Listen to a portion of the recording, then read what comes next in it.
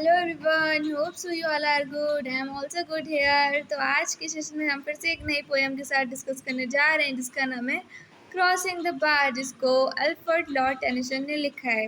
तो Alfred Lord Tennyson ने अपनी इस पोएम को 80s के एज में लिखा है ना, जब वो बूढ़े हो गए थे, 80 साल के हो गए थे, और उन्होंने एक रिक्वेस्ट की थी कि है ना, ये मेरी लास्ट पोएम होनी चाहिए, है ना, क्योंकि ऑब्वियसली ये इसमें डेथ के बारे में इसमें डिस्कस किया गया है ना, तो डेथ तो लास्ट में होती है ना। वैसे ये मेरी पोएम जब मेरी डेथ हो जाए, है ना, जितने भी पब्लिकेशन है उसमें लास्ट होनी चाहिए ये पोएम, ठीक है। तो ये इसको लिखते हैं, तो चलिए हम डिस्कस कर लेते हैं। Sunset at evening star and one clear call for me, मतलब सूरज ढल रहा है, शाम का समय है, और जो इवनिंग स्टार को इंडिकेट कर रहा है कि मतलब इवनिंग हो गई है ना, स्टार दिख रहे हैं, है ना, इवनिंग स्टार को इंडिकेट कर रहे हैं वो। And once clear call for me, और मेरा बुलावा आ गया है ना। And may there be no morning of the bar when I put out to sea, मतलब चलिए इसको देख लेते हैं। बार मतलब यहाँ पे सैंड बार डिफाइन किया उन्होंने, तो मतलब जब जैसे समुद्र है, wait I am showing you, just like ये समुद्र है, ठीक है, उसके बीच में जो ये जो थोड़ी सी ज़मीन का एरिया होता है उसे सैंड बार बोलते हैं।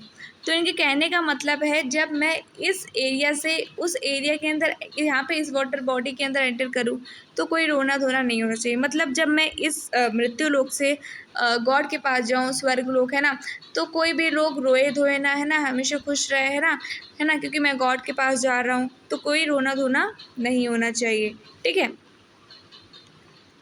तो but such a tide as moving seems asleep too full for sound info, मतलब ये जो टाइड्स है ना, मतलब ये टाइड्स जो होती है ना, शोर शराबा को लेके जाती है। वो कहती है कि एक बड़ी सी टाइड आए और मुझे उड़ा के ले जाए और हमेशा के लिए सुला दे। when that must do from out the boundless deep turn again home, मतलब जो चीज़ जहाँ से आती है वहीं पे चली जाती है, ठीक है। इनका कहने का मतलब है, जस्ट लाइक समुद्र में वाटर वेपर होता है ना, समुद्र से पानी मतलब गर्म होता है, उसके बाद वो भाप की जरिए ऊपर चला जाता है, फिर वही कंडेंसेशन के बाद वही पानी नीचे समुद्र में मिल जाता है। जस्ट लाइक नदियों में जो पानी होता है ना, ठीक है, वो समुद्र में मिल जाता है, ठीक है। उसी तरीके से, है ना, हम लोग भगवान के पास से आए हैं और एंड में भगवान के पास ही चले जाएंगे, ठीक है। इनके कहने का मतलब ये है।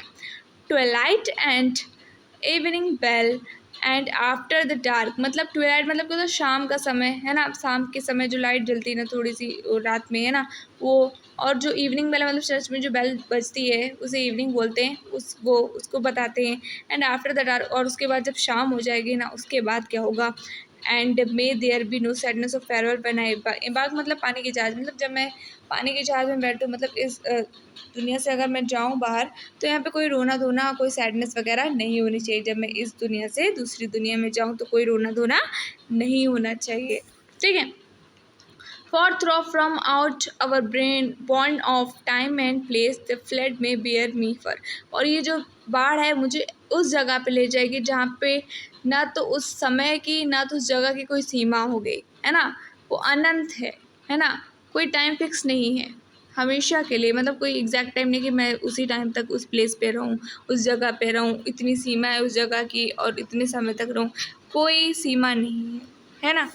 आई hope to my pilot face to face when I have cross the bar, जब मैं इस बार को क्रॉस करूँ, दूसरी दुनिया में जाऊँ, तो मैं उस पायलट जो इस दुनिया को चला रहे हैं, मतलब गॉड, है ना, उनका फेस देखना चाहूँगा, मेरी ये आशा है। तो यहीं पे हमारी पोएम को ख़त्म करते हैं हम लोग। तो वीडियो अच्छी लगी हो तो लाइक शेयर और सब्सक्राइब कर दीजिएगा एवरीवन। Thank you everyone.